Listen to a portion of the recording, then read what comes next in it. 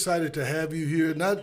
Not because we have such a long history together, before you became this megastar, you know what I'm saying? Oh, but he's still talking to me. This show is all about the evolution of hospitality in Las Vegas. And we have seen a lot of changes. You've been here for a long time. Dr. Peacock has been here for a long time. I was born here in 1952. Now, don't do any math now, because I know I don't look that old. But I'm going to say this, that Vegas, like no other place on this planet, has evolved for the betterment of hospitality. People come here. It started off a homogeneous marketplace. Now it's a very heterogeneous marketplace. People from all over the world come to Las Vegas. I kind of want to, when you talk like that, you want to hone in on a few cultures. And because of this Pacquiao fight that's going to happen in about another month, I want to talk about the greatness and some of our friends that live here in Las Vegas that are Filipinos and how they have made Vegas a lot of their culture is in Vegas. There's a lot of Mexican culture, a lot of black culture. This city is the microcosm of America. Let us make this a more perfect union. Mm-hmm. Let us make this a more perfect city. So, and where everybody is a part of it. So now, Mr. Bayless, tell us when you came to Las Vegas. When did you come here? And tell us some of the things some personal things about how you got to where you are now, the $1 billion ref. Well, I was born and raised in Berkeley, California. And I was actually recruited to come to Las Vegas and teach school, and which was back in 1972. Now, in California, I played, I ran track, played a little basketball, and upon arriving... Hey, hold on. Don't say you ran track. You were you and your twin brother were on the cusp of being world-class sprinters, so don't play that down now. What, 100 yards? No, 400 meters. 400 meters. The heart attack race, Dr. Peacock. That's right. The heart attack race. That requires oxygen death. And it was actually my twin brother that started running track first, and I just kind of followed suit with him.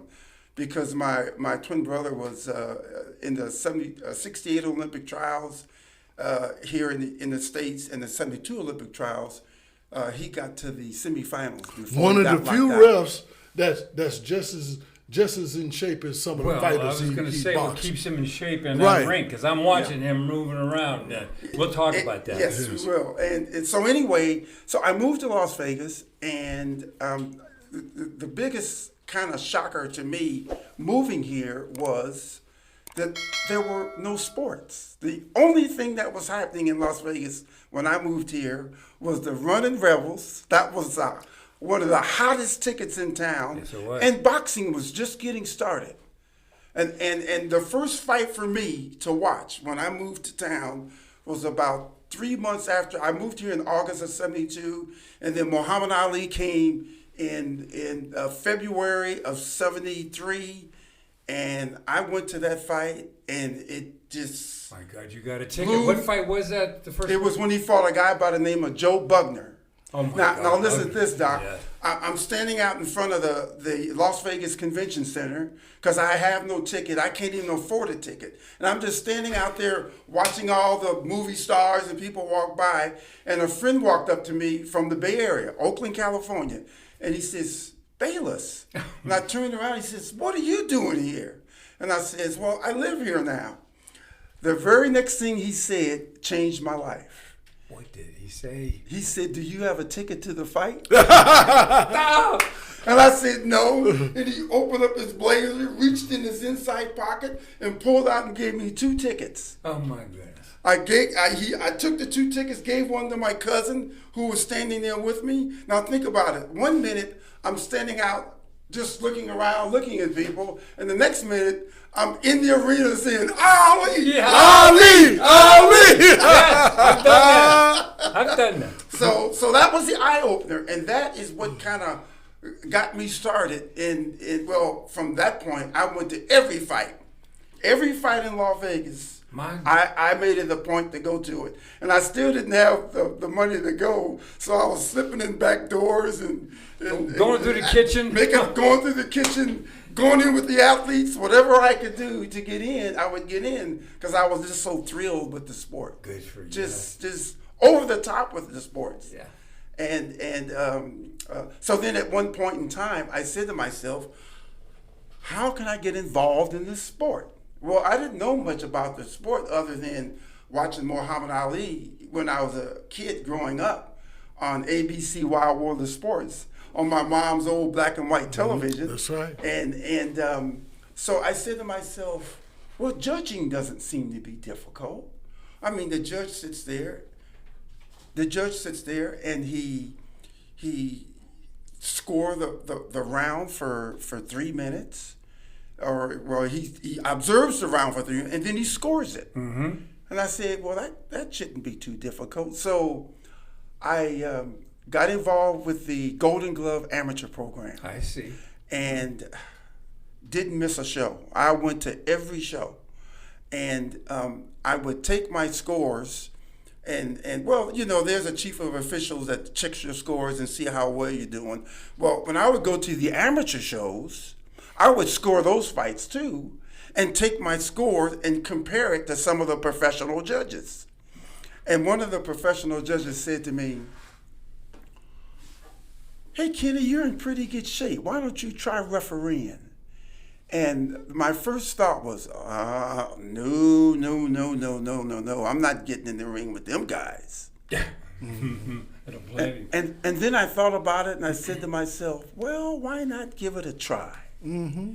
So, knowing that I didn't know anything about refereeing, Richard Steele had just moved to town. We know Richard. And I asked Richard, could you show me how to be a referee? And he said, sure.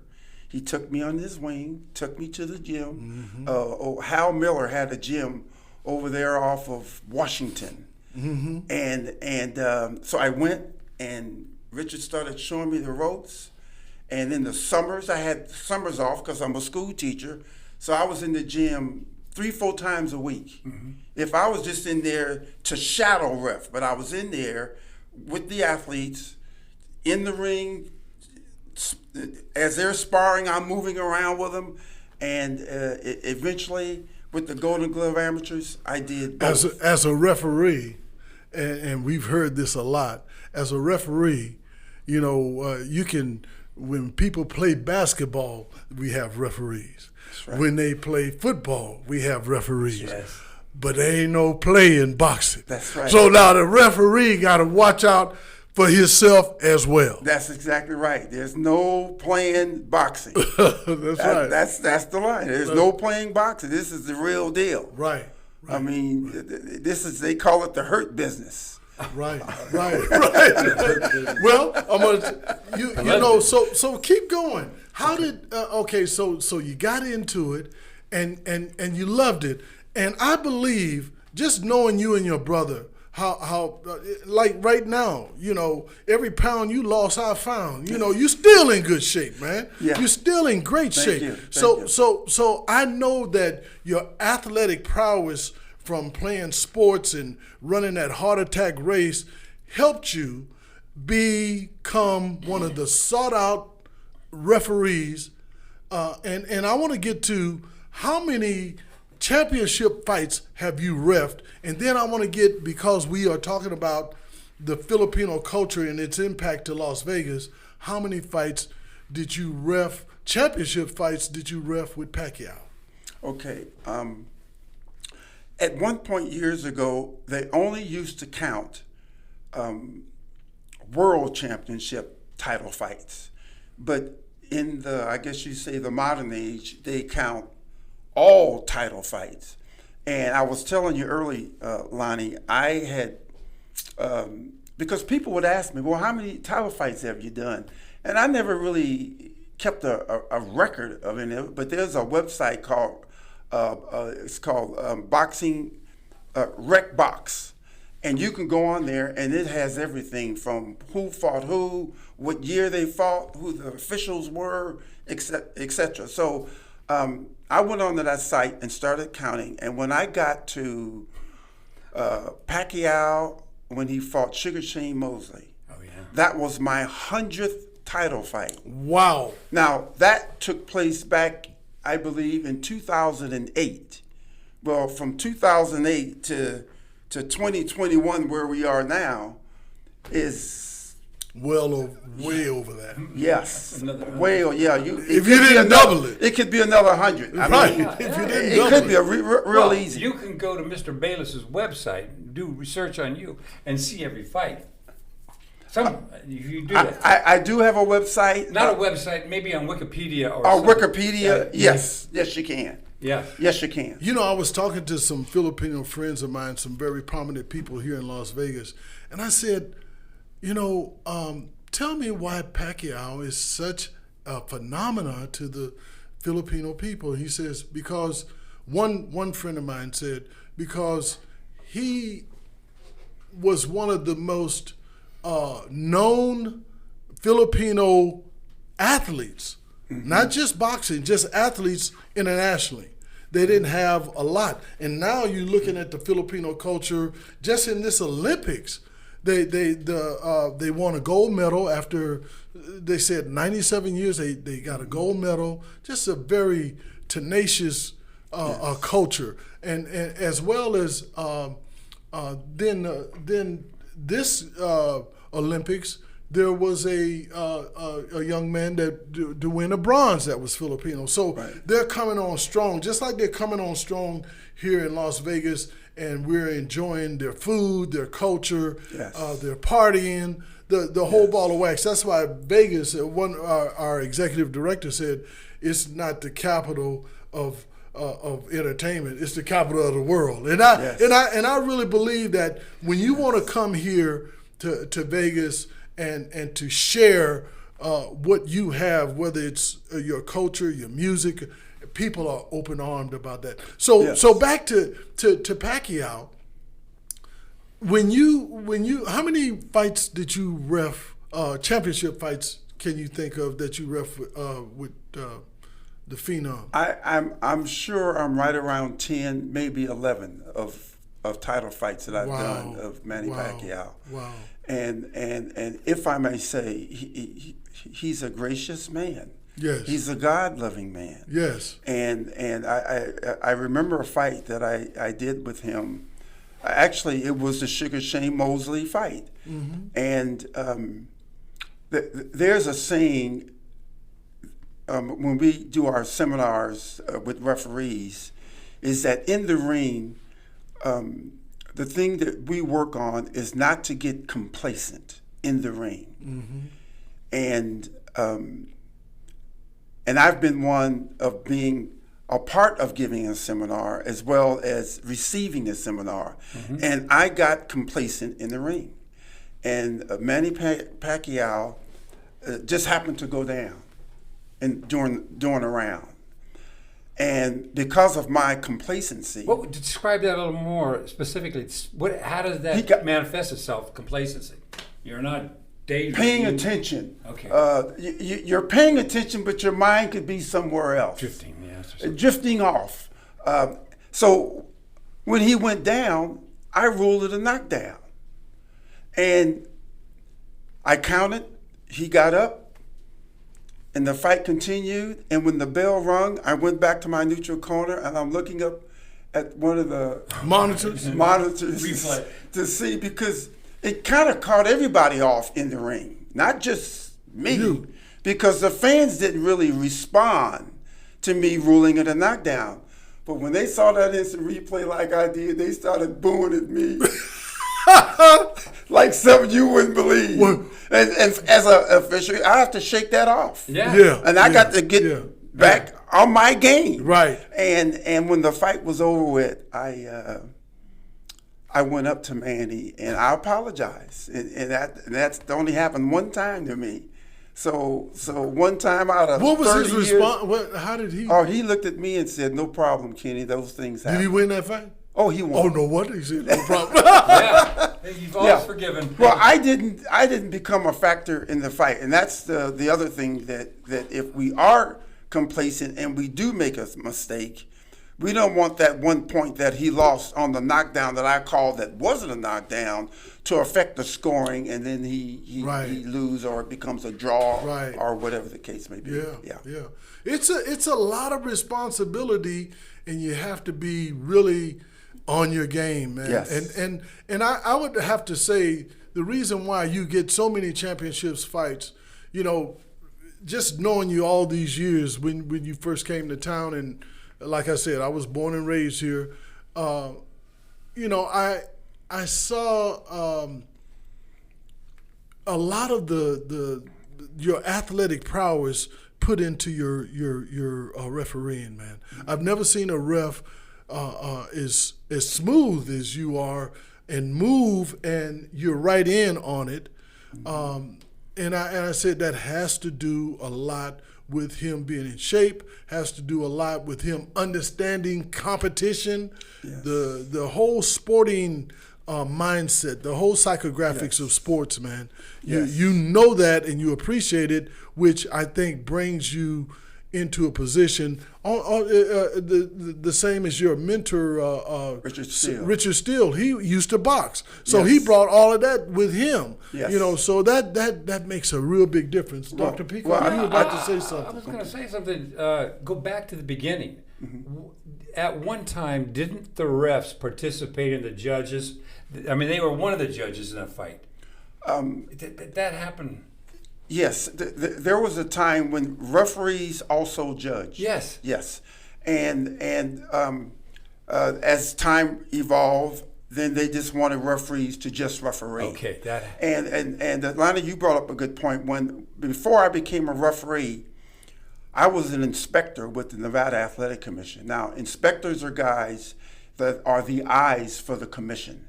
And they're in the dressing room when the fighters get there, and they're watching everything that goes on, everything, up to the point that they're wrapping their hands.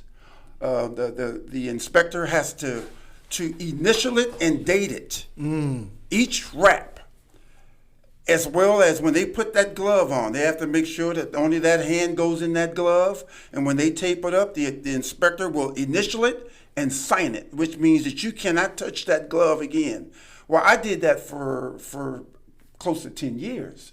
So, and you're in the dressing room.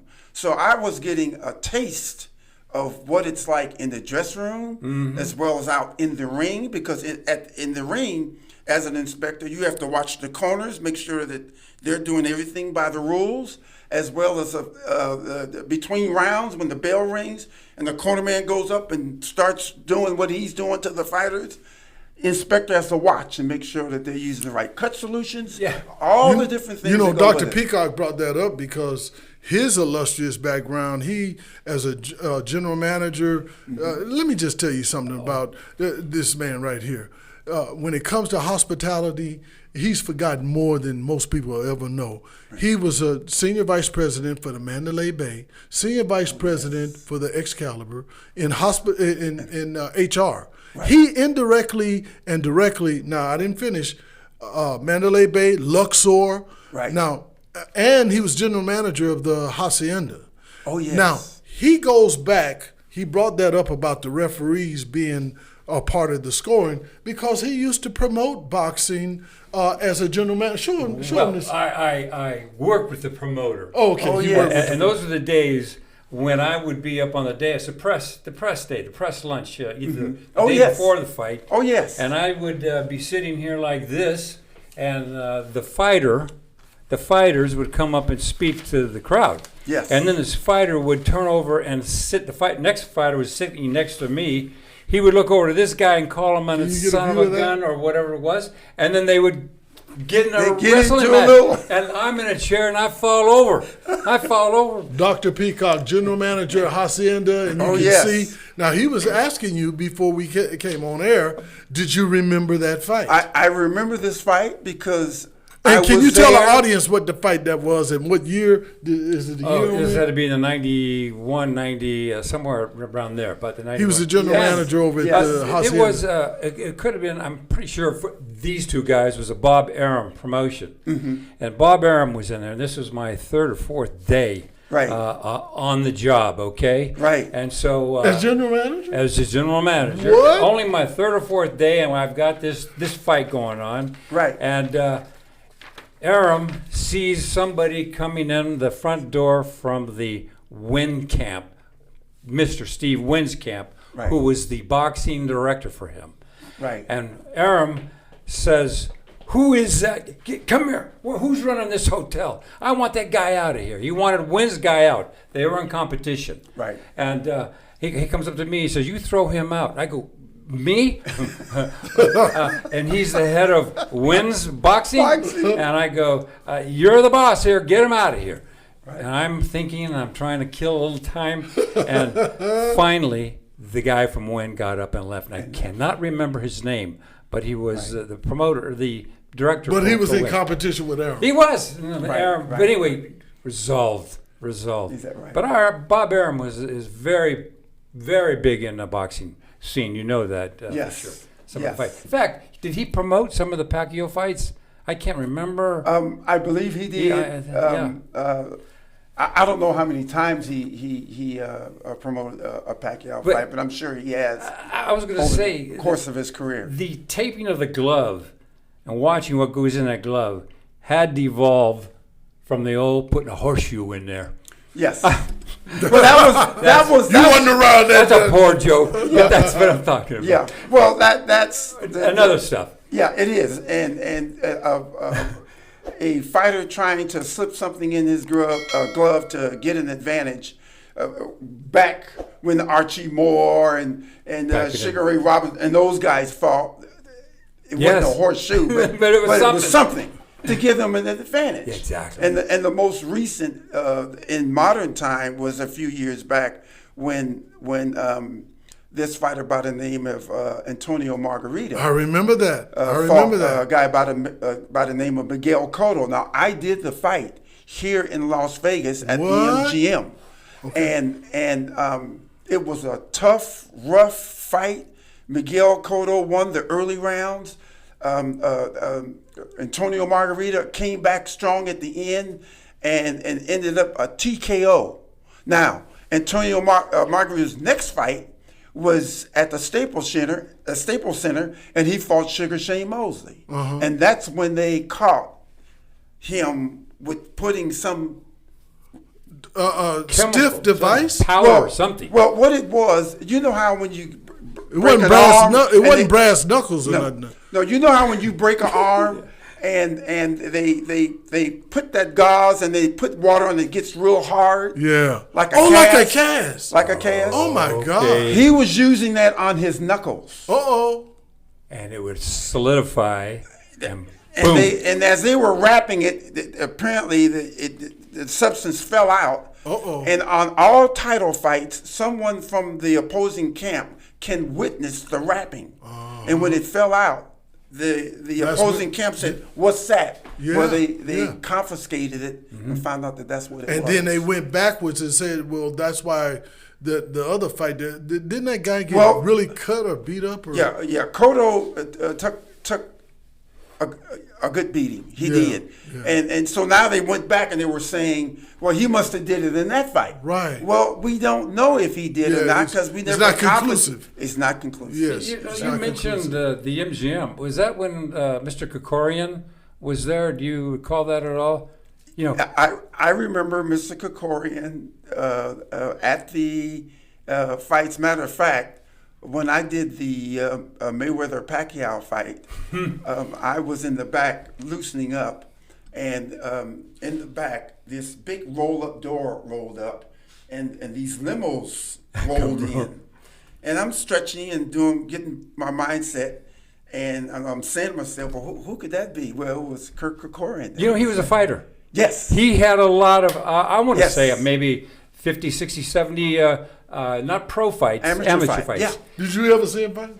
No, God, I was You he was were a baby. older than me You at were a that baby. time. That's true. But I have a lot of respect for him Right, and right. his contribution to the fight game. You know, I want to bring something up.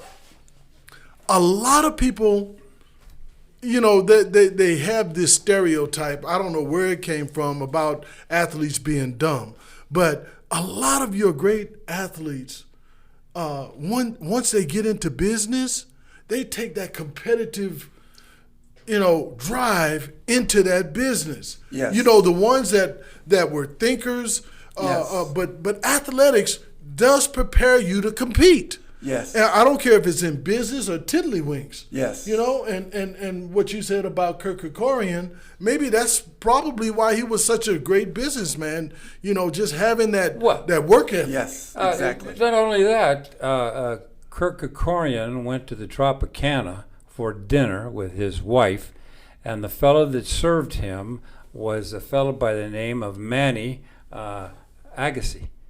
Manny Agassi also, I think, competed in the Olympics or tried out for the Olympics as a boxer. Is that right? Yes.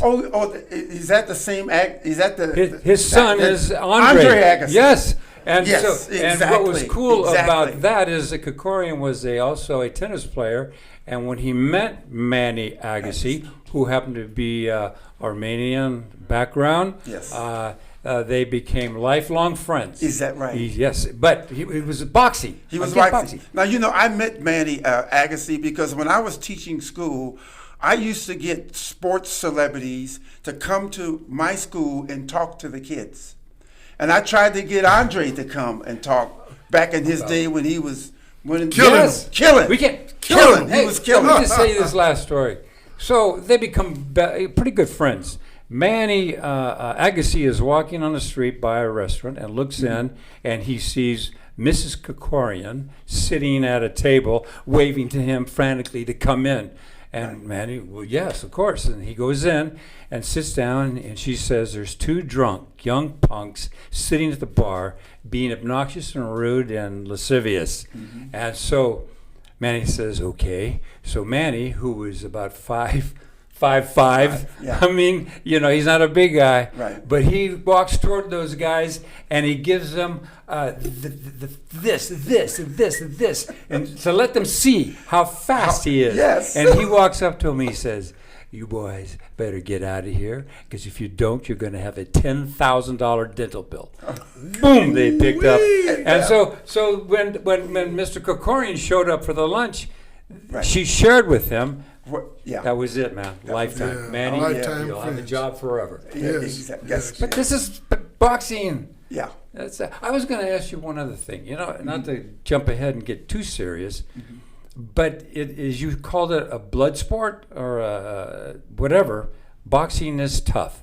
Yes. Fatalities. Have you ever refed or seen a fatality? We know that there was one famous one, Emil Griffith.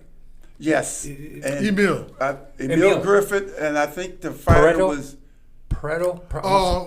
Benny Kid Perret. Correct. Yes, that's Correct. it. And so it was. Yes. Benny Kid. Have you seen anything close to that?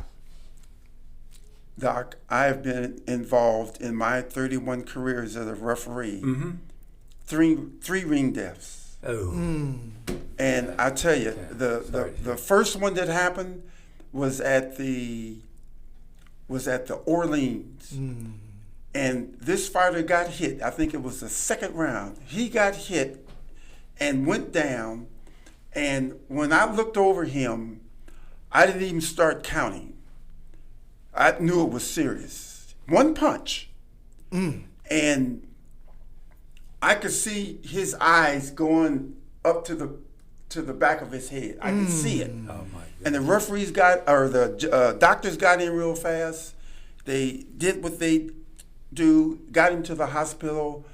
He was suffering from what is called cerebral hematoma, which is bleeding of the brain, which they had to do surgery to stop the bleeding, which they did. But once they sewed him back up, the bleeding started back again, and he died, and it was tough. It was tough on me. It was tough. Oh yes, Yeah. You said on the onset of us having this conversation that boxing hadn't come on, but you just mentioned a great venue, the New Orleans, and then there was one, the Silver Slipper. There were some great fights. Oh yeah, yes, the Silver Slipper. The Used to have Slipper, some great fights. The Showboat. Showboat had a great facility. That I remember definitely. The Showboat, and then the Hacienda, and then back then that's his stomping ground. The Sahara, the Sahara had fights there. Sahara. Whenever a hotel wanted to get any kind of notoriety or anything, they would bring boxing in there and let the boxing show bring in people. I was talking to Dr. Peacock, and I said, why did Las Vegas embrace boxing? And here we go with this evolution of bringing more diverse people, eyeballs to our city. And, not like basketball, 3 seconds in the key, not like football, 15-yard penalty. Boxing, everybody around this world, and you don't even have to speak the language, understand two people beating each other up, man. One-on-one.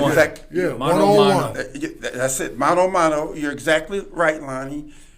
Boxing brings people in from all over the world. Because if the champ is from the Philippines or from China or Japan or from Italy, London, it makes no difference.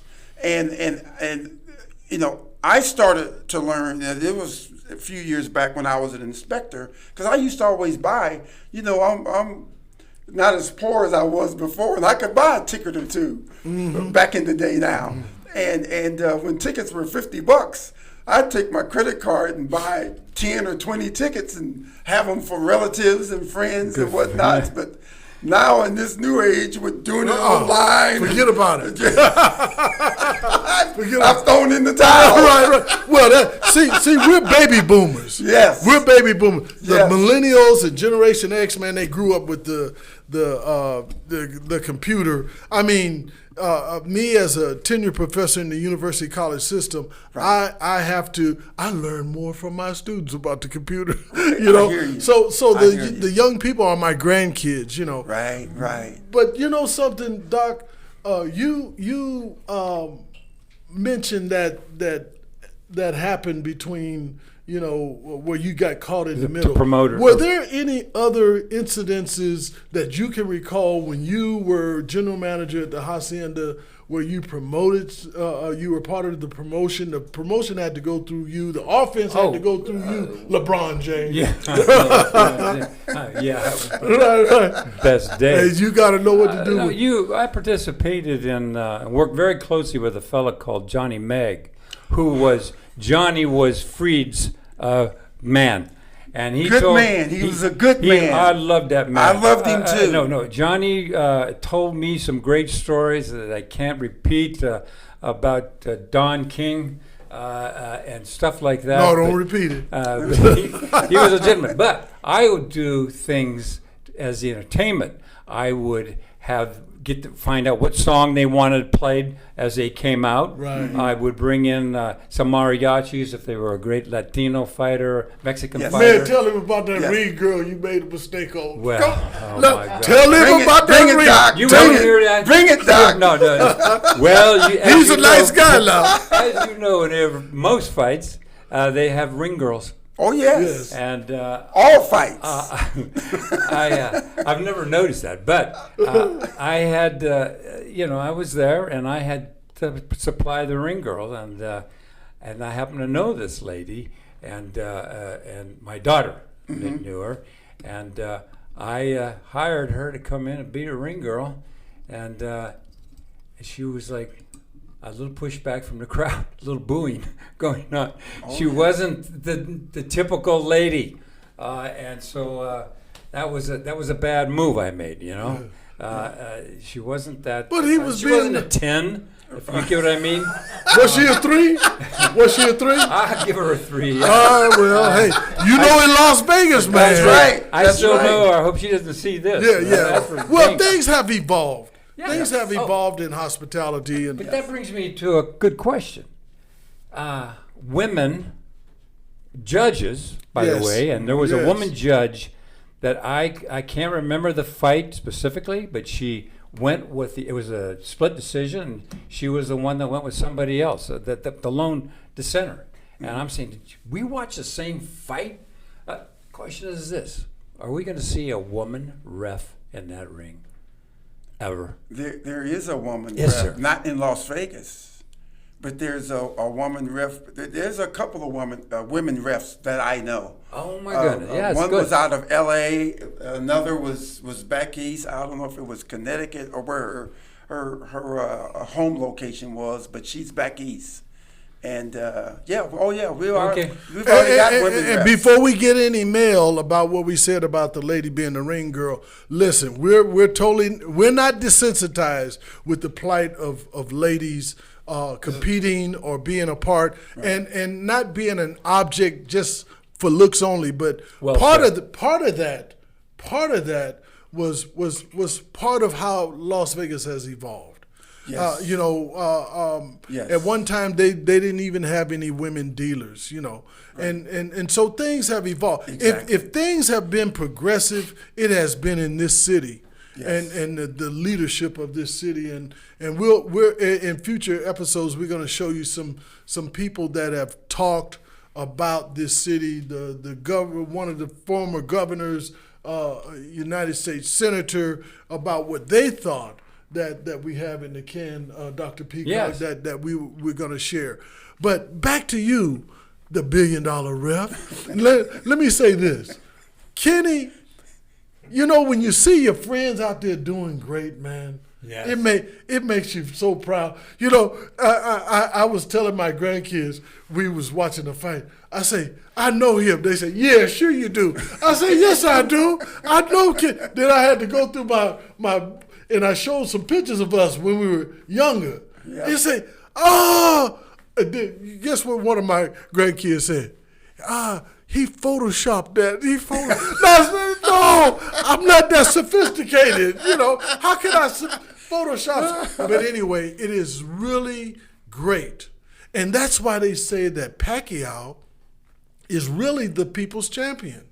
Because Indeed. of what we said earlier, that the Filipino culture is coming on in sports, but he was the nationally known, really, and we always use this statement. He's Ali was the people's champion, but even the world of the world, Yes. but Pacquiao, because there were not a lot of Filipinos, worldwide that was doing what he was doing. Yes. And now, like I said, we're going to be talking to some of our Filipino friends that live here in Las Vegas that will share some of those stories with us about what he means to young kids growing up. Go ahead, Doc. Yes. Well, I was just going to mention a movie. There's so many things to talk about with Yes. Mr. Bayless. I was going to talk about controversy and refs stopping a fight. Yes. One of the biggest decisions you got to make. Yes. You got a heck of a fight going on. Yes. And it's close. And all of a sudden there's a guy that goes down, and you got to break this fight or stop this fight. Yes. How does that factor in? Stopping a fight is one of the most difficult things for us to do, because we have someone's lives in our hand. One more punch could be the difference. Yes. And when we go to seminars, and the number of seminars that I have attended in one calendar year is 5. And I've had people say, yeah, but you're one of the top referees. Why do you have to go to?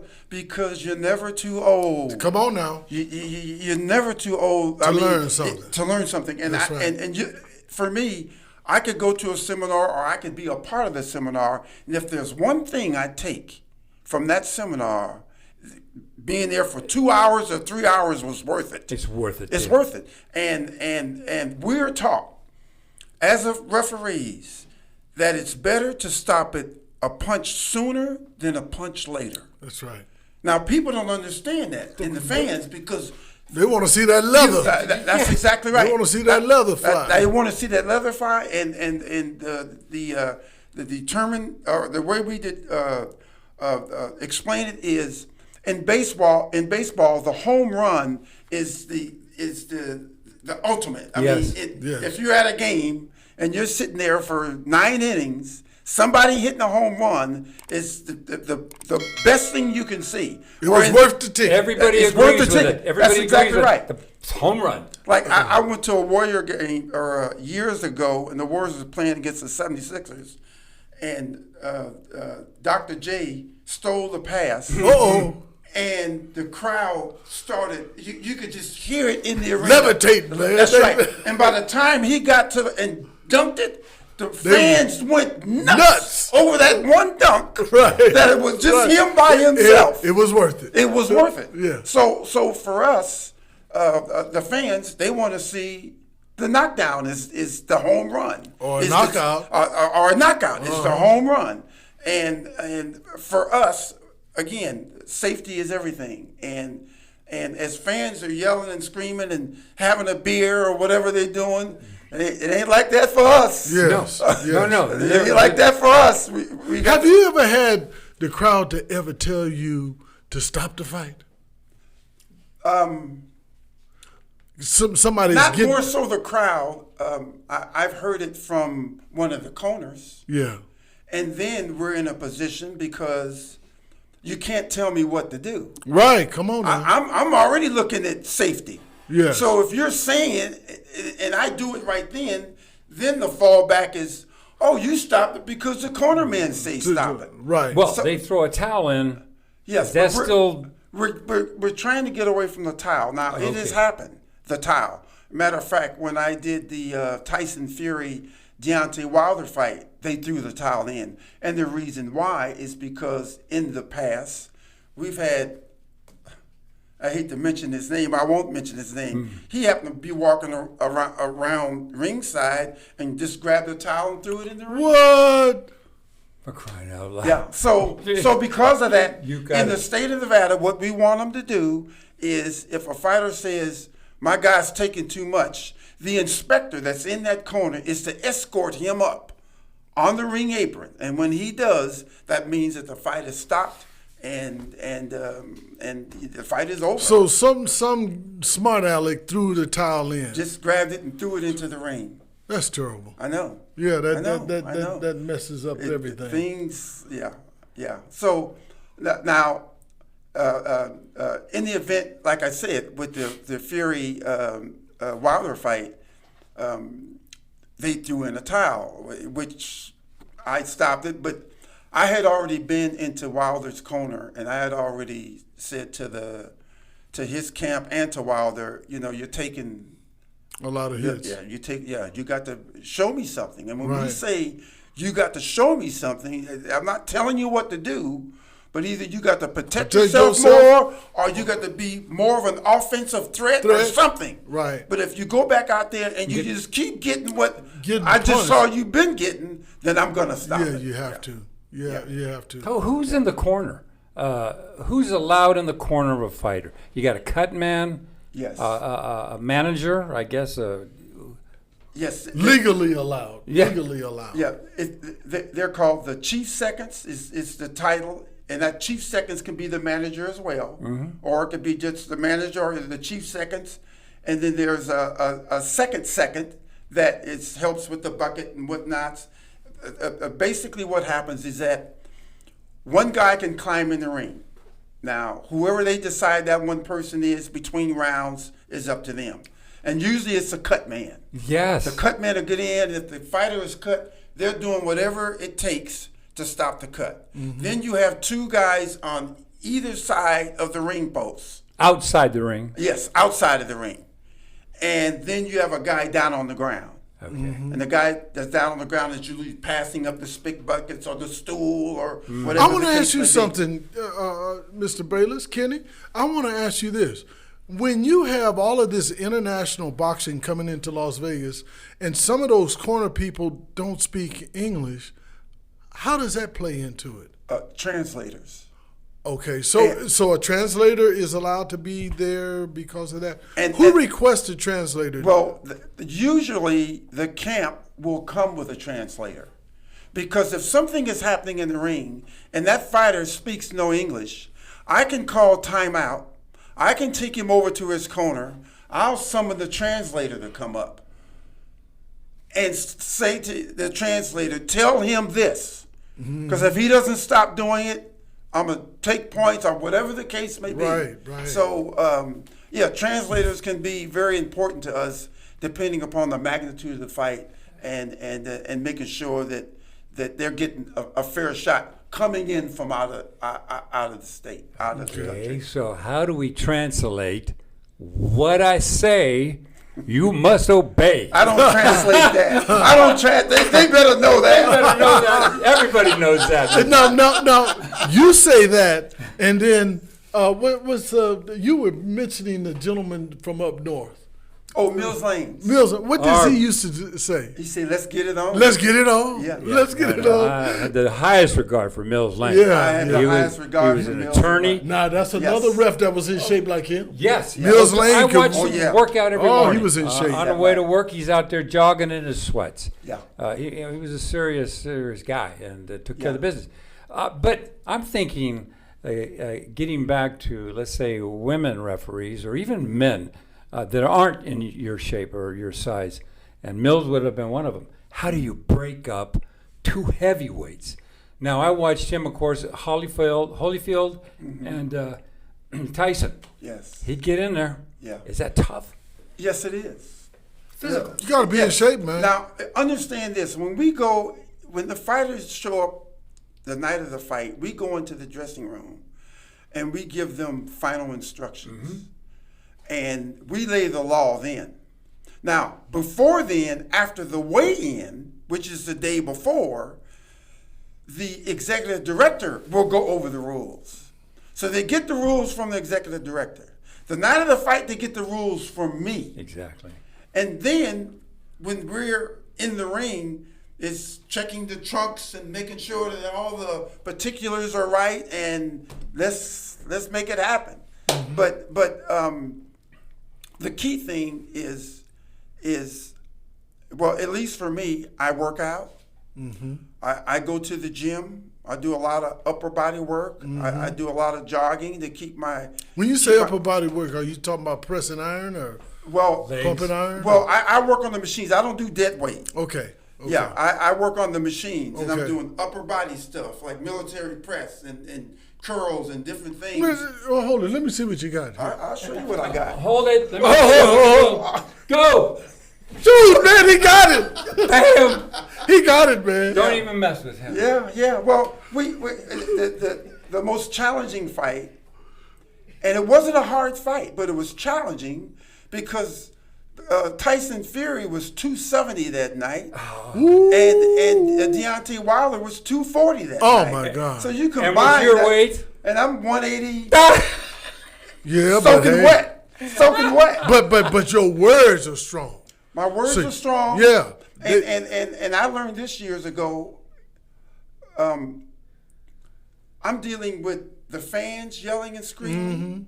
I'm dealing with the corners talking, yelling and screaming. I hear the commentators, but I want those two guys to hear me. you. Right. They got to hear me. Yeah. And there are times when they can't because it's so loud. You got to get their attention. I got to get and well, the one of the traits that has worked with me, and you guys both have been saying as far as being in shape, is being able to get in close as I want and get out. Have you been hit? Yes. I mean, I've been Good hit. hit. Doc, I've been hit and I've gone down. Not from a hit though. okay. Not from a hit. What was it? How'd you go down? Somebody push it? It was at the Hard Rock Hotel. Here in Vegas? Here in Vegas. Uh-huh. And the fighters were in a clinch. So I stepped up and gave a voice command to break, and they did. Instead of the fighter breaking straight back, he stepped to the side and stepped on my foot. Uh-oh. Gotcha. Right in stride. And I went across the ring, trying to keep my balance. And when I hit that ground, the crowd went wild. Yeah. They loved it. They loved it. Why does the crowd dislike? But you know, when they introduce you in most of the fights, people cheer for you. Sure. But when the fights start, now they cheering for their man. That's right. And if you don't do something that That's they right. like for That's their right, man, Lonnie. man, That's now you right. turn into the dog. Now. You know, at the sports book, there's a lot of money being waged. Oh, yes. A lot of money being waged. And they want everything to go in their favor because when that fight's over, they want to take that ticket. Come on now. And go back to the sports book and cash that puppy in. That's right. That's right. Yeah. And that's a part of our overlining theme is That's the right. evolution of hospitality That's exactly in right. Las Vegas, and this being a microcosm of that evolution under the auspices of entertainment, boxing. It has evolved, man. Yes. And you, from the very beginning, you told us how it evolved. It wasn't that big of a sport, and then it became the number one sport. And Caesars used to call it the home of the champions, Yes. whether it was boxing or tennis or Yes. anything. Anything. Man. Caesars was the one. I mean, back in the day, when they did NASCAR on the strip, I said to myself, Who does that? Who does that? On the strip, they had the Caesar's Palace. They Formula went into One. yes. They went into the parking lot and then strolled out and went down the strip and came back. But the answer let me give you the answer to that. Yeah. This is Vegas, man. That's right. This That's is right. Vegas. And then Evil Knievel jumping over the Caesar's- fountains? The fountains. And Come on, you just man. say, what will they do next? But like You're you right. said, Lonnie, This is Vegas. This is Vegas. And we keep evolving and including so many cultures, man. That's right. So many cultures. This exactly is international. We're Yeah. international. It's international. And when I went to the Mandalay Bay and watched the sumo wrestlers, see, that's international. Yes. Sumo wrestlers. Now, I went because I'm a sports guy. I just wanted to see it live. And it was a nice crowd there. And Yeah. the people were loving every bit of it. But they bring it here. Yeah. It's Whatever- coming to Vegas. That's right. If it's tiddlywinks, they bring it. They'll bring it. And then now they have this sport where Generation X and Generation. I'm gonna have to ask. Sorry, what is that sports for the kids? Oh, the X Games? It's the X Games. Video type. Right. Nah, that's getting big. It's getting big. It's getting getting real big because I've seen on ESPN, well, ESPN has picked up on it. Yes. I mean, these kids playing these video games, they got a whole league. It's a league Yes. that you can pick your players and play. Do they have refs in that too? Hey, I don't know. listen. Because I don't know. Well, I'll tell you this. I'm going to if you ever retire, you don't have to be strong to do that now. You can just walk. Just make sure you can see. Listen, there's a organization out of England that's doing a boxing game, and I'm going to be in it. Oh, that's wonderful. Yeah, I'm man. going to be in it, and That's they just kind of kicked off. They're gonna use your words What you must obey. What I say. Say you must obey. You must obey. All right. Yeah. I went to L.A. About 3 weeks ago, and they did a head scan and a body scan. Oh boy. And they do that so that then I haven't done the part where they put the ping pong balls We on heard you. it first on our show. Yes. Dr. Peacock. that's right. We heard it first. Yeah. There you go, And, bro. and they Keep watching. it was interesting how they did it because they put me in this. It was like a sphere, Yeah. and I'm in there and I'm looking around, and there are cameras all around, all the way down to the ground. I said, "How many cameras is this?" Oh, we got over 200 cameras. Oh my God. And it's shooting me from all angles. I mean, I've never seen nothing like this before. And it's all linked to a Have you seen the computer. final product? Oh, they still got a ways to go. Okay. Yeah, they did me first because I'm going to. They're already starting to promote it in a way, but they're still signing fighters that they're going to use. Wow. Yeah. So Real fighters? Oh yes. They're Wow, using that's real gonna- fighters that's for gonna this. be interesting. Yeah, they'll put ping pong balls on them and get them to Vegas, do certain moves. Vegas will evolve that into our. Now we've gone from gambling to gaming to entertainment, and now we're sports and entertainment. Yeah. Capital of the world. That's man. right. Well, look Capital at the of the game world. last night at Allegiant Stadium. The soccer game. Exactly. The US it was and incredible. Mexico. And that was a packed stadium. Yes. And they had the vibe in there was exciting. I bet it was. Exciting. Yeah. And guess what? We won. Exactly. I know. Well, that's against Mexico. Yeah, bravo. we That's won. big. Now, hold on. I got a lot of Mexican friends, so Listen, I'm gonna clap up here. I'll clap down here for the USA. Yeah, for the USA, you know. USA. Now, listen, one thing, Lonnie, would you please mention our staff? I mean, who's filming this production? The name of our company is Competition Zero. Competition Zero is our producers. That means Competition Zero. You can't beat them. Exactly. You can't beat them now. the best. Come on, and we're gonna have some great shows. And it was Art's idea. Our executive director, man. It was Art's idea that we do this because he used to come and film some of the speakers in my my lecture Yes. classes. Yes. And you were one of the speakers. Yes, exactly. And then he said, you know, Dr. Wright, you should do a podcast. And I said, what's a podcast? I'm the same way, Lonnie. I'm the same way. But these young kids, man, They own these it. young people, they Yes. own it. They own it. They're on it, and they're making Yeah. things happen, Yes. and they're making the world come together, man. Exactly. Not like us old farts want to fight all the time. Yeah. You know, these kids, And if we leave it up to and Generation X and some of the millennials, man, we would have a peaceful world, man. Yeah. Right. Well, yeah. And I'm not talking about that because they're smoking weed and stuff. I'm talking about, you know, they understand. They're not desensitized with other races and Right, other right, cultures right. like us baby boomers, you know. Exactly. You know, but that was a part of our unfortunate Yes. upbringing and Yes. the DNA that was out there. Yeah. But this man right here, Yeah. if I want to find out his range, I tell him, I say, your range is from the alley to the White House, man. You know, he gives me books. He gives me books on black poetry. And I go home and my wife think it's my book. You know, Right, and right. Oh, where you get this book for? Because she knows she's very culturally, Right. you know, Yes, in tune. of course she is. A lot more than me. You know, Right, so right. so of course I hate Mac to, Daddy. I hate to tell him that. I say, oh yeah, oh you didn't know this is one of my favorite poems. Well, we've been married almost 30 years. I ain't never seen you with this. I say, I got to tell you the truth. Yes, Dr. sir. Peacock gave it to me. Hey, I got another book for you right now, waiting down in my car. Yeah, Hey, you remember Dr. Garnham? Yes, Bless I do. him. Rest yeah, in peace. Dr. Yes, Garland. rest in He was peace. a great doctor, and I Yes, knew he him. was. He Sports took care of enthusiast. me at his office, and I'm in there for one reason. And he says, Tom, just excuse me just for a minute. And he goes into his other office, and who come walking in? Don King.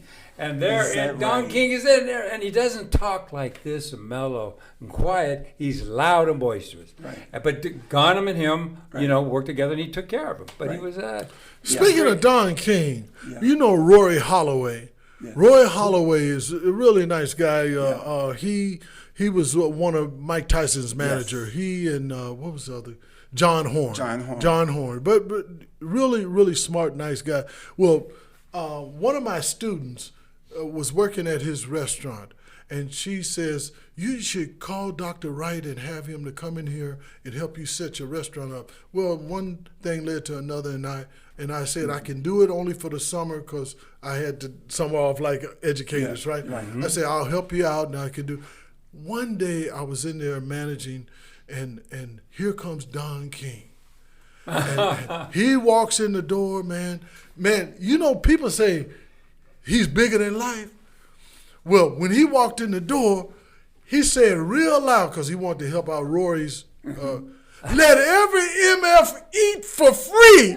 I said, what? No way. I said, I hope you paying, because I'm managing this over here. Right. He paid for everybody to everybody. eat, man. Yeah. Yeah, he paid Yeah. for everybody Good to eat, deal. and Yeah. he helped out Rory. And that day, you know, we had a banner day, man, because everybody that was in the restaurant ate for free, but people that kept coming in, That's right. our waitresses said, did we tell them? and so we got word to Mr. King, and he said, I did not tell you everybody. I said, okay. I said, I'm going to take a doggy bag home. Right. Exactly. Since everybody goes Since everybody, right. yeah. But Kenny, I want to ask you this question. I know you had some more questions. Yeah. I wanted to ask you this question. When he was saying break up and it gets real loud in there, and they can't hear you saying break up, and God forbid you can't pull them apart because they into the. What do you do? How do you do it, man? We have what we call tools in our bag. Techniques is what it is as to how to separate fighters. Yeah. And I had to use every tool in my bag when I did the Fury Wilder fight. Oh boy. I had to. Yeah. Because they wouldn't. Because of their size. Now, they wasn't doing nothing no less than what a welterweight or a bantamweight or a middleweight was doing. It's just they were just so big that I had to reach into that bag and use different techniques, locking arms. You didn't have to pinch nobody or nothing. No. That'll get there too. You might get hit. Well, one of those techniques is like tapping them on the back. Yeah. It's a technique which lets them know, let go. That's right. And on the basis of how hard I want to tap them, that's on me. To get their attention. One of these, but it could be a. That's right. Now, for the fans in the stands, it might just look like a tap. Yeah. But for. They can feel it. Yes. They can feel it. They can feel it. And they don't want the points to come off. Exactly, Lonnie, because which you know well, Mark Ratner. Yes. Mark Ratner said years ago in our seminars, he said, the call that you make, if it's a light call or a hard call, everybody in the stands, the guy that's sitting up in the euchre seats should know what call I made. So if their heads are coming close, I motion by touching my head. Clashing. If I just say, watch your heads, the people up there don't know what I said. Right. But if I say, watch your heads. Right. They know. Right. If I say, up, keep your punches up. Right. They know. If I just say, keep them up, and don't show any gestures of any type, they don't know. Yeah. So then when I do take a point or whatever the case may be, they people know. Be saying, hey, what are you taking a point for? Well, they was clashing heads. Exactly. So, good question. How many fights have you actually had to take points from a fighter that was more than 1 point? Has that happened? Yes, it has. Can you bring it up? You don't. Well, it has happened. I won't bring up the name of the fighter, but it has happened. Okay. And I had taken up to 2 points. I took 1 point, and then a round or two, I took a second point. From the same fighter. Same fighter, which means now, if you continue, I can disqualify you. One more. That's my call. One more, and he's out. Who is the most amenable boxer? You mentioned that Pacquiao was a nice guy, but who? And if it's Pacquiao, then so be it. But who is the fighter that was tenacious, but outside the ring he was a sweetheart and just a really great guy? And a second question: how can, after they beat each other's butt, fight? How can you go and hug the guy that's been busting you upside the head? I don't understand that part, man. That goes with their training, Lonnie. It goes with their training. I was just at a gym just a couple days ago, and the reason why I went is because whenever we have a lag between fights, I like to stay sharp. So I go to the gym and get in the ring with the fighters and move around just like it's a regular fight. That's what I do. I see. And it helps because it gets the bugs out if there are any bugs, and it's probably more mental than physical because I want to stay sharp, and fighters when you're there, we can't second guess what we see and what we do. Mm-hmm. And I've told my wife, and if I get off point, Lonnie, bring me back. I have to train my eyes to what I see. Mm-hmm. And I have to respond to it right then and know that 99% of the time I'm right in what I saw. Mm-hmm. Because if I doubt myself, if the corner is saying, come on, ref, and now I'm thinking, well, was it or wasn't it, then that's the position I don't want to be in. Mm-hmm. Yeah, I want to always know what the call is and make the correct call. Mm-hmm. Now, if it comes later, they look at the monitor and I was wrong, then I just have to admit I missed it. Yeah. I want to ask you this question. Knowing how sharp you are, you're in shape, how long do you or Mrs. Bayless want you to continue to do this? How long before you get in there and get knocked upside the head because you didn't move quick enough and your wife say, I told you should have retired, baby? Well, you asked me earlier about being hit, and the one time that I did get hit was with heavyweights. All the ones, yeah. Yeah, and I asked for a break, and as I was stepping in, the guy on my right took a swing with the right hand, and he missed, and the punch came around and caught me right on the top of the head. And it shook me up more than anything. And as soon as the fighter did it, he went into the apology. Yeah. That's right, apology mode. And I said, you better not do that again. Almost hit you back. 2 points. With a 2x4. Right. And when the bell rung,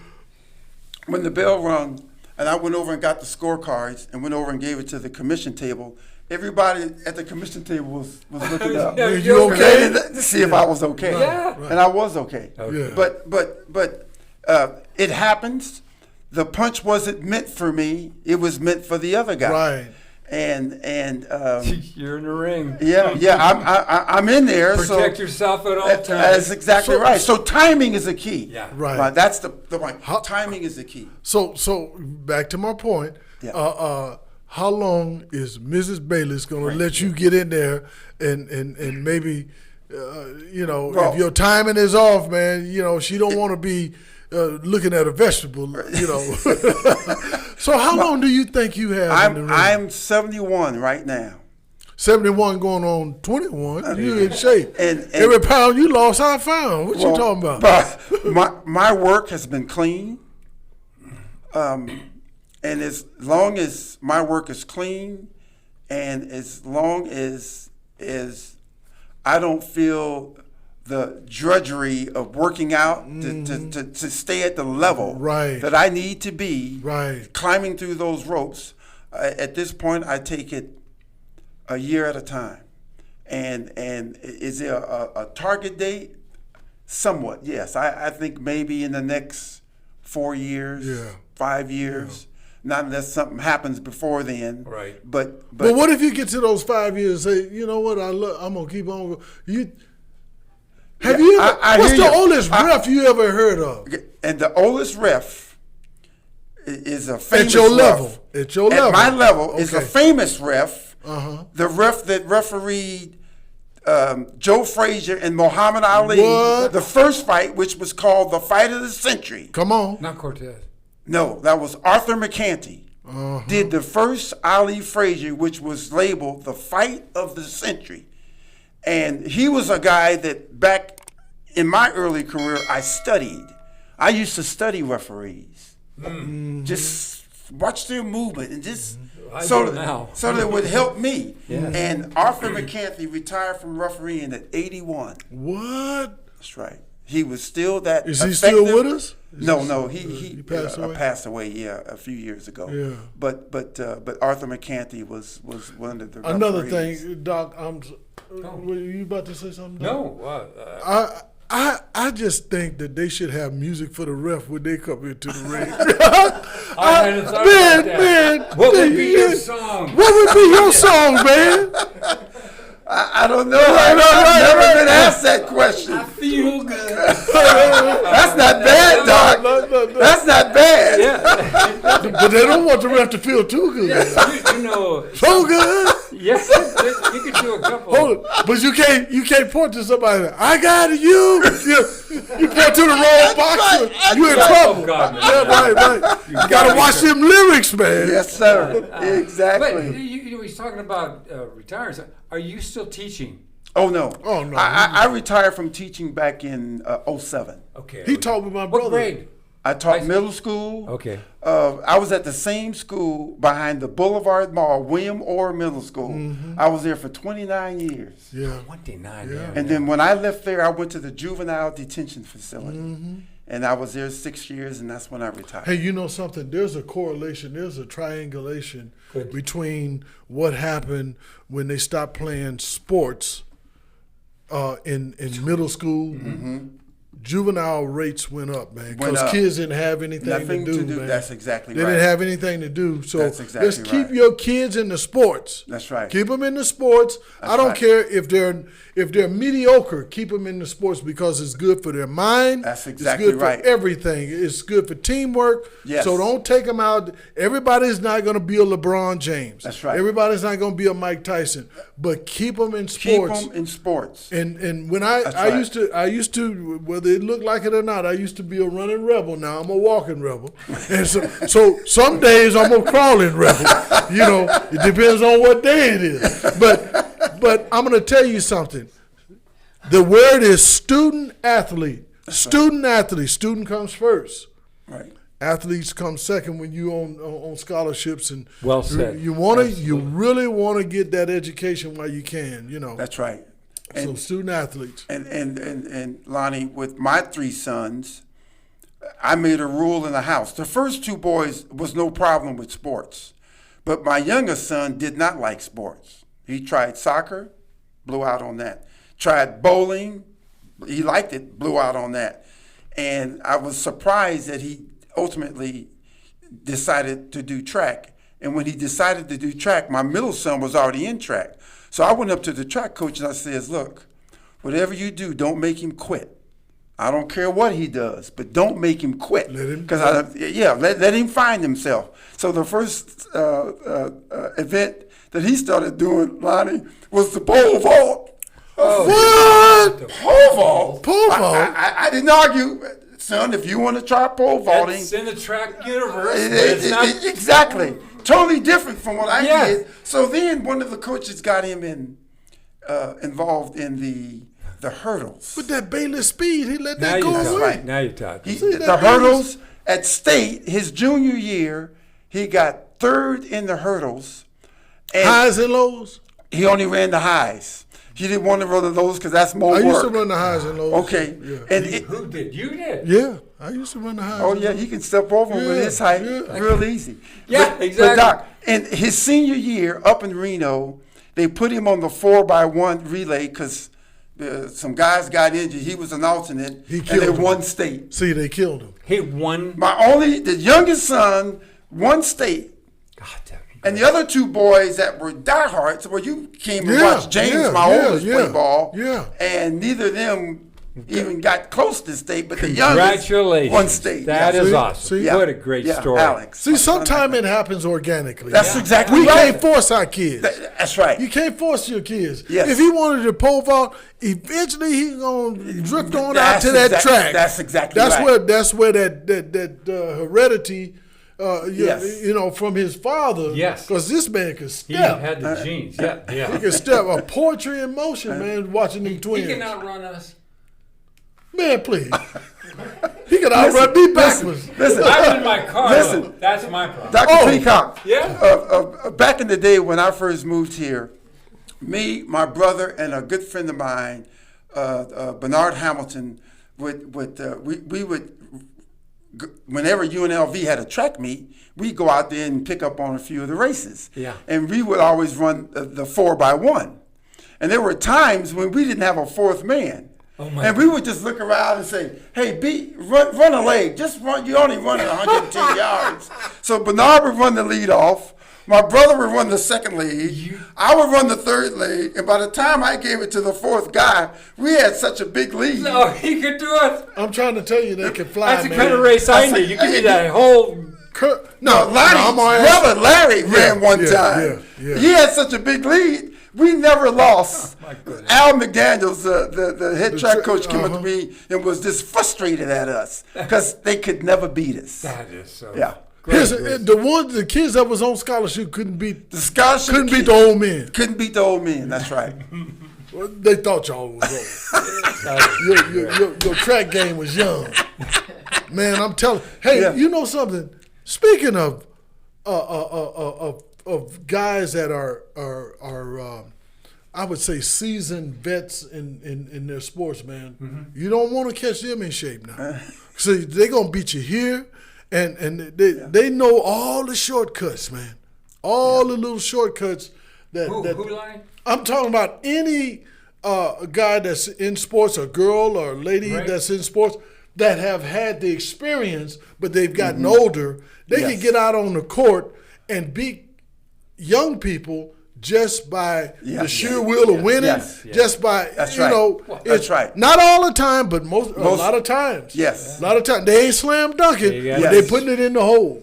Exactly. They putting it in the hole. Lonnie, when we moved here, I moved here first, and then my brother came. There were a set of twins that was running track at UNLV. I can't think of their names, but they had heard of me and my brother, and they were kind of like, those twins don't come here. Well, by then we were done. But they had heard about us from coming. Yes, and our reputation. I'm trying to tell you, that's why I knew that a lot of his athletic prowess, I could see it in the ring, man. You know, you can compare and contrast. He floats in that ring. Yeah, it's a real smooth. Yeah, very smooth. And that's the way you want to make it. I used to get in the ring, and the term when fighters in the ring and they're in there by themselves, and there might be a mirror, and they're shadow boxing. They call it shadow boxing, and they're looking at how they're doing things because there's a right and a wrong way. I used to get in the ring and do the same thing. It would just be me in the ring, and I'm just moving in the ring. Okay. Just moving around. Imagine that there are two guys in the ring. Envision and moving so that, because we're supposed to be between both fighters all the time. Well, it's not possible because they're moving around. Yes. But so we have to adjust to if it's a slow-paced fight on how we move, as opposed to if it's a fast-paced fight, how we move. But our movement is the key. I want to ask you this.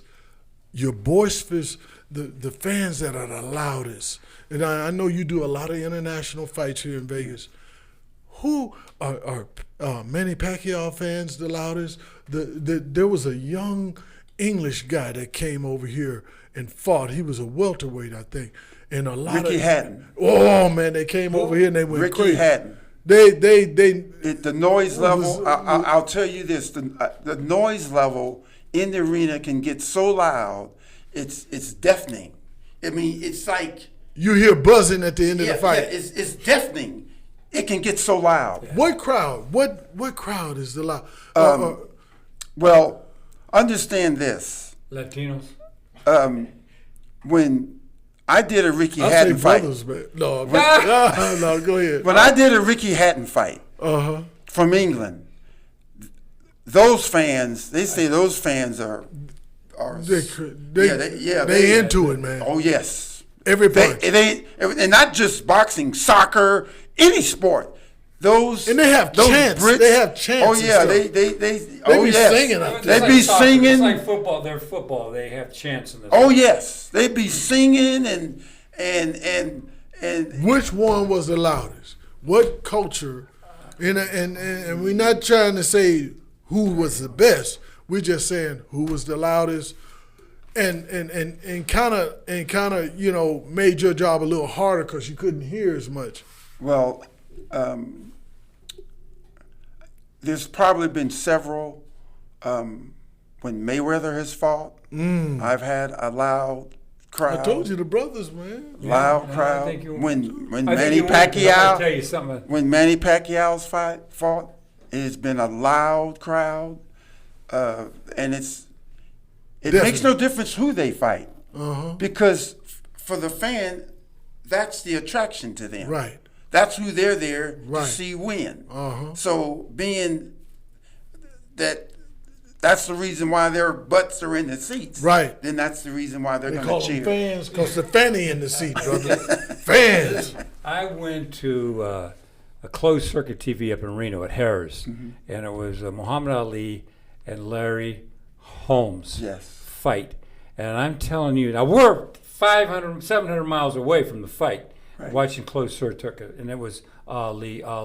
So you take off and between rounds and go to the restroom. In the restroom while you're doing it, Ali. Yes. Can't get He's away the from it. greatest of all time. Yes. And I'm going to tell you, Yes, he is. Jerry Quarry was the hero in Southern California when I was down there, and good old Irish man, and Yes. good fighter and tough and all that stuff. Could take a punch. I said Yes. to myself, "Are you going to fight Muhammad Ali?" I say you could take a punch. Jesus, boy, He took a some lot of punches. punches. He took some a punches. lot. No, but he is absolutely the greatest Yes. in my lifetime. Yeah, he is the greatest. In every respect. He's so worldwide. I Yes. mean, you just don't get no higher than that. No. You don't. No. And Jerry Quarry was a good fighter. Yeah, he was a good fighter. He was a good fighter. He was a good fighter. He was. He just came up in an era where there were a lot of good heavyweights. But you know, I bought a book. I go to the International Boxing Hall of Fame in Castro, New York, every year. Oh my goodness! And you need to go because you will experience something that you've never experienced before. And Ron Lyle.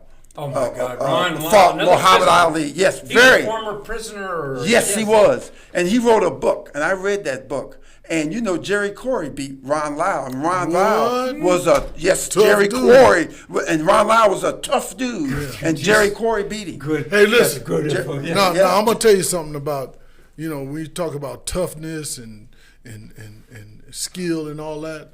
That transcends the color of your skin or your ethnicity. Because I remember, you know, sometimes the brothers say, "Man, that's a bad white boy." You know, no, he's a bad man. That's right. You know, we have been conditioned to bring in color and stuff. You know. Yes. But yeah, Jerry Quarry was he was tough. He was tough. But he was easy. Didn't he cut easy? He cut easy, and that hurt him a lot. Yes, and in today's time, you know, when you look back at the old fighters back when Lewis and Smelling and all those guys fought, they just stood in the ring and just bang. Bang. Just bang. No was boxing. I mean, there was a little movement, but they just bang. It was, how tough are you? What's the name of the game? And Sugar Ray Robinson was the first to bring more movement and the footwork and slipping punches. I mean, Sugar Ray Robinson was 80-0 at one point in his career. That's why they call him sweet. He was sweet. He was sweet. He was sweet. Did he fight Carmen Basilio or was that He caught, yes, he did. Sugar Ray Robinson fought Carmen Basilio. The former- I think that might have been his first loss. Yeah. Was Carmen Basilio. And Sugar. Carmen Basilio is from, when we go into Castro, New York, he lives somewhere in, I've met Carmen Basilio because he would always be at the Hall of Fame. Yeah. But then he passed. And so it was just... No. Well, that is a place to go. That's a destination. Definitely. It is. Boxing Hall of Fame. The boxing, now they didn't have it last year. They didn't have it this year because of COVID. But hopefully, we're hoping, keeping our fingers crossed, that they're going to have it next year in 2022. You traveled this world, you know, all over this world several times. Now I ask you, what fans were the loudest here? When you went to another culture, what fans kind of jumped out at you when you got there? You didn't, you know, that was really loud. Because a lot of the fans, they'll come with a regiment of people, Yes. and they're louder than all of them, you know, the Americans. Yes. They're louder. Yes. So what culture was the most enthusiastic, loud, just wasn't fair weather fan. If the man was losing, they still cheer for him. I did a fight in Switzerland, and it was one of the Klitschko brothers. Oh, okay. Boys. The young one or the old? The old one. There's Vladimir, and the other one name is Vitaly. It was Vladimir. And it was in a soccer. No. It was in the ice hockey arena. Uh-oh. And the only thing they did, it was during the winter. And the only thing they did was put 3/4-inch plywood on top of the ice. Oh, gosh. And put the ring on top of it and everything. They didn't melt that ice. It's cold. Yeah. It was cold. It's cold there. year round, yeah. And that was allowed the fans. I mean, the Klitschkos had the heavyweight belts for almost good for 10 years. Yeah. And then there was another fight I did in Russia, and it was a good fight. The fans, they're into their sports just like we are here in our sports. But I want to get back to that ice. Now, brother, I know you from Berkeley and Las Vegas. We're not used to that cold weather. No, man. we're not. Yeah. Lonnie. So I'm gonna get to this joke that Richard Pryor used to say. He said he went to this funeral, and the man was burying his wife. Now that's his wife he burying, but he told it was so cold out there. He told the preacher, "Get to the dirt." Get to the dirt. So now, what did you do? Did you say get to the lockout? Or what? Get to the lockdown. I had thermal underwear on. I didn't sit for long because I didn't want to get stiff. I had to get up between rounds of the previous fights and just move. It was just that cold. Move. And it was that cold. But the people were used to it. It was nothing to them. Wow. It was nothing. Now, on that same fight, my wife actually, Lenora, was able to go on that fight, and she's very well versed with the computer, and we were able to make a trip out of going there because everything was paid for me. We ended up going to Italy, and then we ended up in Berlin, Germany. Mm-hmm. Berlin, cold, Lonnie. Cold. I have never experienced cold. The way you say it cold, man, I'm starting to shiver now. Yeah, I am too. Yeah, I mean, and our middle son hooked up with us, and we get to Berlin, and there's an amusement park with different rides, and people are out there on those rides like it was a regular day. Like it was a regular day, and I'm saying to myself, "Are you kidding me?" The windshield factory would have turned me into a popsicle. Me too. No way. Forget about it. Yeah. It was amazing, but go ahead. Doc. Well, I was just going to say that the Buster Douglas Tyson fight in Japan. Do we send refs over there? Or how's that work? The way, that's a good question. Because the way that works is there you go. They're always prepared. There are 4 major organizations: the WBC, the World Boxing Council, the WBA, the World Boxing Association, the WBO, the World Boxing Organization, and the IBF, the International Boxing Federation. Cow. If you belong to one of those organizations and they're having a major fight in Japan, or wherever it is, and you're selected, you're flown over there to do that fight. Okay. Wow. Now take that further. All your names are put in a hat? Well, Babe. However the organization decides to choose is up to them. Mm-hmm. But if you get the call, we'll get an email from that organization and say, "You have been selected to do the fight in Japan on such and such a date. Are you available?" Da, da, da. You hit them back, yes sir. Then they'll hit you back and say, "You will be contacted by whoever the promoter is," because the promoter is then going to determine what flight you want, and the promoters are very open to if I got frequent flyer miles with American, I want to fly American. Mm-hmm. Good. So they'll book that. Then they'll book our hotel room. Mm-hmm. because they're going to pay for that. Then they're going to, whatever our meals are. Usually the hotel room that we're in, we can eat at that hotel. Mm-hmm. And then if it's a difference of a little per diem, some promoters will give us a little per diem and say, if you don't want to eat at the hotel, you can go across the street or go around the block and eat wherever you choose. It just depends Mr. upon Bayless, the promoter. You're a celebrity, and every celebrity need a valet. Do they take care of your valet? Yeah. Yes, they do. They take care of your valet? Yeah. Whatever, wherever we need to be transported, that's all covered as well. That's beautiful, man. Valet assistant. Yeah, right. We should travel the world, man. Aram, come up with that. Come on now. Just tell them your valets, Ebony and Ivory. Ebony and Ivory coming with you. Yeah. They take care of us well That's when we do international fights, which That's is beautiful, which man. is really nice. Yeah. And the other thing, which a lot of people don't know, is when they pay us in American dollars. Oh.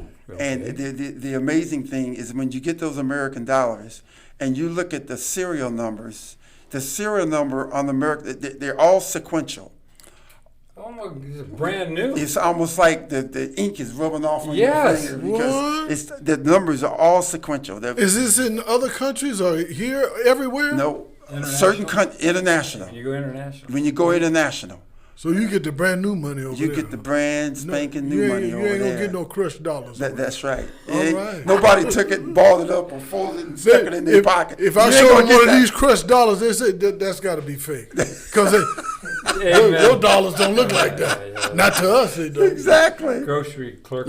Almost last question, and I know you a busy man. We thank you so much for just coming here, giving of your time. You do a lot of philanthropic work, and people need to know that you do a lot for the youth, a lot for everybody. And I told Doc they should have Las Vegas should have a statue of you somewhere, man. No, that's not a joke. I'm serious, man. Yes. Because you put a lot of people to work when those promoters come, and you guys are all working together for the economic impact of our city. Billions of dollars, man. Yes. These big fights, man. Billions of dollars. But I wanted to ask you if you were to continue to fight. To not fight, but continue to ref. How many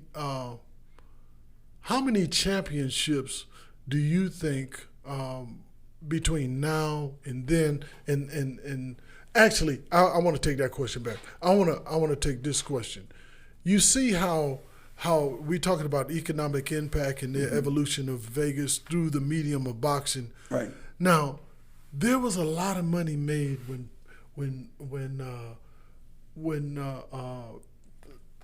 our welterweight champion? Mayweather. Mayweather. I'm sorry, Mayweather. I'm sorry.